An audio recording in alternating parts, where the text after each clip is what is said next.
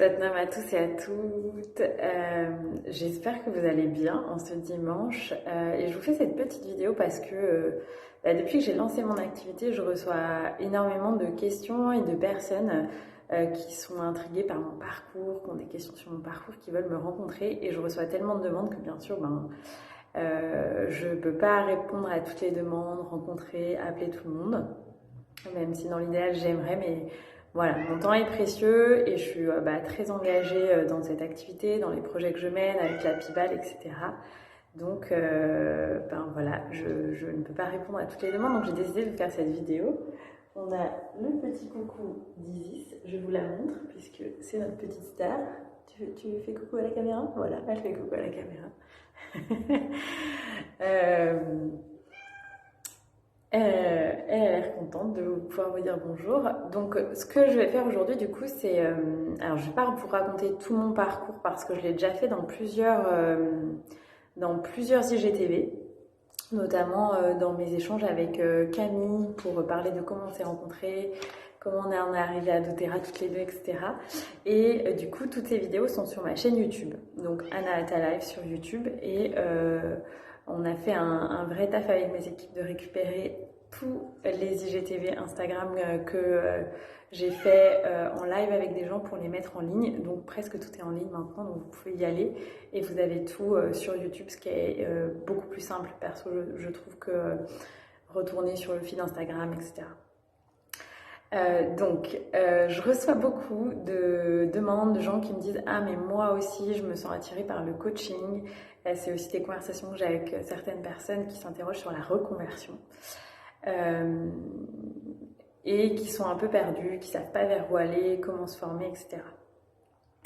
Alors, il faut savoir que dans le milieu du coaching, il y a un institut international qui agrée certaines formations. Et puis, il y a des formations qui ne sont pas agréées. Donc ça, c'est à vous de faire votre choix et d'aller vers la formation qui vous attire le plus, qui vibre pour votre cœur.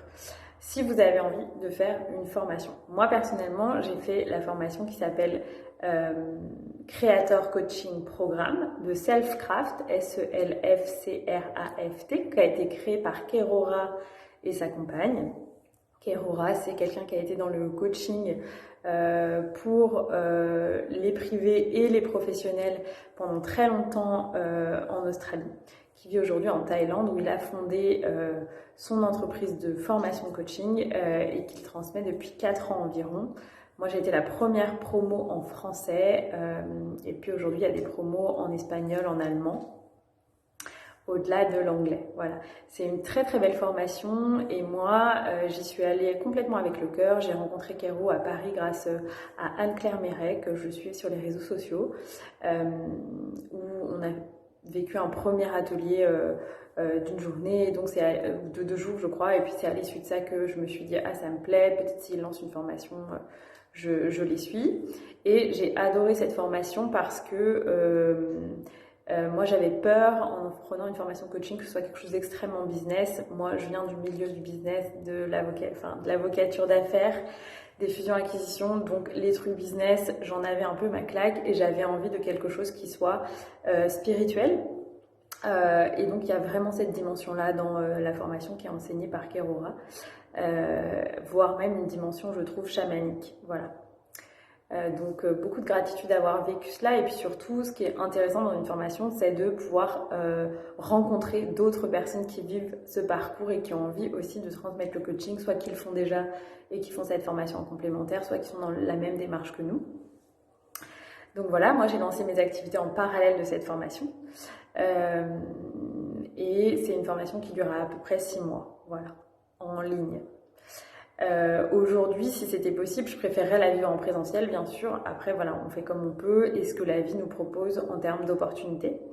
Moi, je sais que ça correspondait pour moi à ce dont j'avais besoin à ce moment-là. Aujourd'hui, je crois que je préférais quelque chose en présentiel. Si vous êtes intéressé, la personne qui enseignait en français cette formation de coaching, Anne-Claire Méret, lance sa propre formation coaching cet été, Live from the Heart. Je vous mettrai en commentaire de la vidéo le lien vers son compte Instagram ou voilà, la page de vente. En tout cas, si vous tapez Anne-Claire Méret, vous trouverez les informations. Et surtout, en fait, ce que je voulais vous dire pour les personnes qui s'interrogent sur devenir coach. Il y a des premières remarques qu'on me dit, c'est que oui, mais il y a déjà beaucoup de gens qui sont coachs. Alors moi, c'est une remarque que je me faisais quand j'étais dans le process de devenir prof de yoga. Je me disais, il y a déjà tellement de gens qui sont profs de yoga et qui sont en train de le devenir. Sauf que vous êtes unique. Tu es unique, ton talent est unique, ta personnalité est unique, ta vibration est unique. Et moi, ce que j'ai aimé quand j'étais élève de yoga, c'est de pouvoir rencontrer différents enseignants, différentes pratiques, pour me nourrir des différentes expériences, de la différente approche de chaque personne du yoga. J'ai presque envie de dire qu'il y a autant de yoga que d'enseignants. Parce que chacun va apporter, même si le message est toujours le même, cette union du corps et de l'esprit, chaque personne va avoir sa propre expérience et sa propre histoire de vie à transmettre, et c'est ça qui est merveilleux. Donc, une fois que j'ai intégré cette réalité du monde qui est que chaque personne a sa vibration, il y a de la place pour tout le monde, il y a de la place pour chaque talent, je me suis autorisée à aller vers ce chemin, et aujourd'hui j'enseigne le Kundalini Yoga et je tourne cette vidéo au Chala à Lyon où j'enseigne toutes les semaines. Et donc pour le coaching, same, hein, c'est la même chose. Et puis surtout, j'ai envie de vous dire, le coach, c'est une personne qui, j'aime bien dire, tend un miroir pour que la personne qui est coachée puisse voir tout ce qu'elle a en elle, tout son potentiel. Et donc, le coach, c'est vraiment quelqu'un qui doit avoir le talent de voir le potentiel de l'autre, de pouvoir lui mettre à disposition le plus beau des miroirs, et quelqu'un qui va vous amener d'un point A à un point B, avec une certaine forme de neutralité, parce que le coach, c'est quelqu'un qui va simplement vous poser les bonnes questions pour vous aider vous-même à trouver ce que vous voulez vraiment et là où vous voulez aller et comment. À la différence, je dirais, d'un mentor. Un mentor, c'est quelqu'un qui va vous transmettre quelque chose, qui va vous aider, qui va vous soutenir dans votre démarche, qui va vous superviser, etc. Donc c'est une approche différente. Parfois les deux se mêlent, mais en général, normalement, le coach, c'est quelqu'un qui vous pose simplement les bonnes questions. Et donc, je crois foncièrement que dans la période dans laquelle on vit, où on est tous un peu à des carrefours profonds de nos vies, face à des choix importants et à cette ascension spirituelle que l'on vit tous dans nos corps, le coaching, c'est une des clés importantes à la disposition de chacun et de chacune pour apprendre à mieux se connaître et puis pour faire des choix courageux au service de notre destinée et de notre âme. Et donc en ça, le monde a vraiment besoin du coaching, même si peut-être que dans plusieurs décennies, on aura tous tellement fait ce process et on sera tous tellement autonomes dans ce process d'observer nos pensées, d'observer la vie en nous, ce qu'elle souhaite nous faire manifester dans cette réalité, qu'on n'aura plus besoin du coaching. Voilà, peut-être que c'est un intermédiaire pour quelques décennies. Donc voilà, ça c'est si vous hésitez, que vous vous comparez, que vous vous dites qu'il n'y a pas de place pour moi, etc. Et en fait, c'est assimilable dans tous les choix que vous voulez faire. Il y a toujours de la place pour vous, vous êtes unique. Voilà. Et puis le dernier point que je voulais vous dire, c'est que même si je vous dis ça, j'attire votre attention sur le fait que ça nécessite une posture particulière. Moi, par exemple, avant de faire cette vidéo, je me suis posé la question de qu'est-ce qui m'était arrivé avant d'aller vers ce choix du coaching. Eh bien, avant de faire ce choix du coaching, j'ai fait 7 ans de psychothérapie. Et j'ai fait 4 coachings. Un coaching avec une personne qui est psychothérapeute et coach. Un coaching avec une personne qui était dans la psychothérapie, guérison de l'enfant intérieur, etc., énergétique, yoga kundalini comme moi. Une coach qui m'a vraiment accompagnée et qui m'a aussi initiée à la connexion chamanique. Un coaching avec une thérapeute dans le corporel et dans l'émotionnel, vraiment pour aller reconnecter à ça, qui était plutôt un monde auquel moi j'étais déconnectée de par mon histoire de vie. Et puis un coaching avec une personne pour faire naître cette femme inspirante à l'intérieur de moi et développer l'amour de moi. Donc en fait, à l'issue de la formation de coaching, j'avais déjà vécu 4 processus de coaching. Et en fait, ce que je voulais vous dire, c'est que personnellement,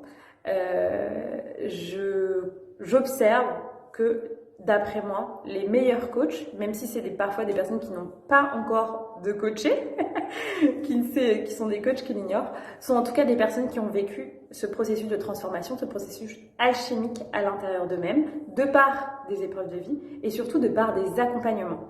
Des accompagnements, peu importe avec qui en fait, des psychothérapeutes, peu importe l'accompagnant et son titre entre guillemets. En tout cas, voilà, j'attire votre attention sur le fait que c'est pas non plus à la portée de tout le monde, que ça nécessite un énorme travail sur soi, que ça nécessite d'avoir bien avancé sur son chemin de guérison parce que, à défaut de cela, on va tomber dans le piège de la projection et de projeter tout ce qu'on a vécu, tout ce qu'on ressent nous, sur la personne qu'on va coacher. Et dans ce cas, c'est plus un miroir qu'on renvoie, c'est simplement une projection. Et tout le but du coaching, dans ce cas, perd son objet.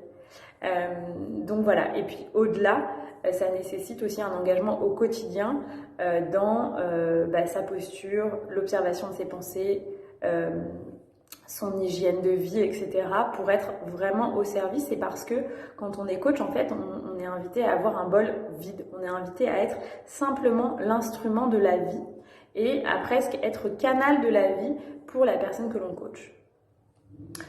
Donc c'est une posture, voilà, un équilibre à trouver. Et pour ça, moi, je sais que personnellement, ça nécessite aussi que je sois toujours ma propre priorité dans ma vie et que ce chemin d'éveil et de conscience, c'est ma priorité avant tout le reste. Parce que si ça n'est pas ma priorité, ça veut dire que dans tous les autres pans de ma vie, je ne suis pas à ma juste place. Voilà, donc je voulais simplement déposer ça pour nourrir votre réflexion, nourrir la réflexion de toutes les personnes à qui j'ai parlé ces derniers temps et qui m'ont posé des questions, etc. J'espère que ça vous aidera. Et si vous avez des questions, vous pouvez quand même m'écrire en MP et je prends le temps de répondre autant que possible. Ou me mettre des questions en commentaire, comme ça tout le monde les voit et ça nourrit la réflexion de tout le monde.